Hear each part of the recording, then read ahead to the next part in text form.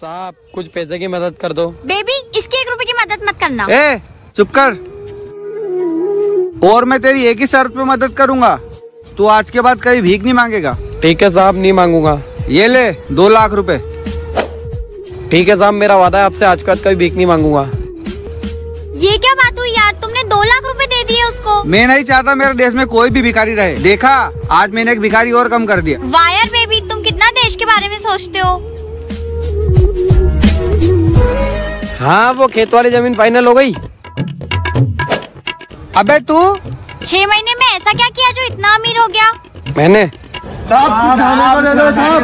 ओए अपने वाले चलो जाओ यहाँ से। ठीक है साहब। कौन थे ये लोग? मैंने वादा किया था ना आपसे, कभी भीख नहीं मांगूंगा। अब मैंने बंदे रख लिए तनख्वाह पे, ये चुराए चुराए भीख मांगते। अबे गंवार आदमी।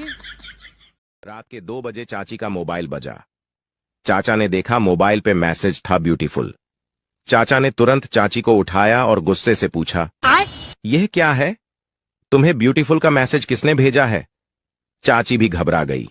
आखिरकार 50 की उम्र में उस पे कौन लाइन मार रहा है? चाची ने फोन देखा और चाचा को जोर का चमाट मारते हुए कहा, कम से कम रात को तो चश्मा लगा के रहो। वो ब्यूटीफुल नहीं बैटरी फुल का मैसेज है। ये सुन चाचा अभी शर्मा के साइड में खड़ा है। नहीं समझे तो दोबारा।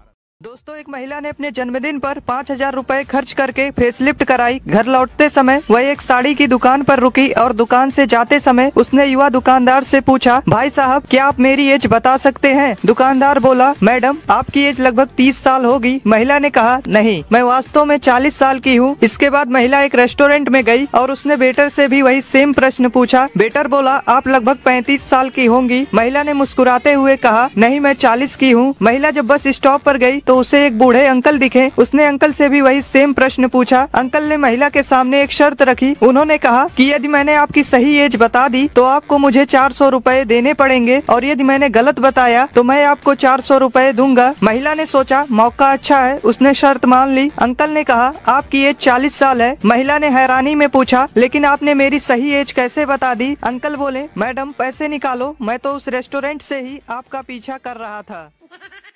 दोस्तों, एक गांव में एक साधु रहता था। वह जब भी नाचता था तो बारिश हो जाती थी। एक दिन गांव में शहर से 4 लड़के आए। जब उन्हें साधु के बारे में पता चला तो वे उसे चुनौती देने पहुंच गए। लड़कों ने गांव वालों को एकत्रित कर कहा कि हम नाचेंगे तो भी बारिश होगी, यदि हमारे नाचने से बारिश नहीं हुई तो साधु के नाचने से भी बारिश नहीं होगी। लड़के बड़े घमंडी थे। वे गाँव वालों के सामने साधु को गलत साबित करना चाहते थे। उन्होंने सबके सामने नाचना शुरू किया। पहला लड़का आधे घंटे नाचा लेकिन बारिश नहीं हुई। वह थक हार कर बैठ गया। फिर दूसरा 1 घंटे नाचा लेकिन बारिश का नामो निशान नहीं मिला। इसी तरह बाकी 2 लड़के भी नाचकर थक हार कर बैठ गए लेकिन बारिश नहीं हुई। अब साधु के नाचने की बारी आई। वह 2 घंटे नाचा लेकिन बारिश नहीं हुई। हालांकि उसने नाचना जारी रखा। उसे नाचते हुए शाम हो गई। वह फिर भी नाचता रहा। अचानक बादल गरजने लगे, फिर बारिश होने लगी। यह देखकर लड़के हैरान हो गए। उन्होंने साधु से पूछा, बाबा हम नाचे तो बारिश नहीं हुई लेकिन आप नाचे तो हो गई, ऐसा क्यों? इस पर साधु बोला, जब मैं नाचता हूँ तो 2 बातों का ख्याल रखता हूँ। पहला, मैं ये सोचता हूँ कि मेरे नाचने से बारिश जरूर होगी। दूसरा, मैं तब तक नाचता हूँ जब तक कि बारिश हो न जाए।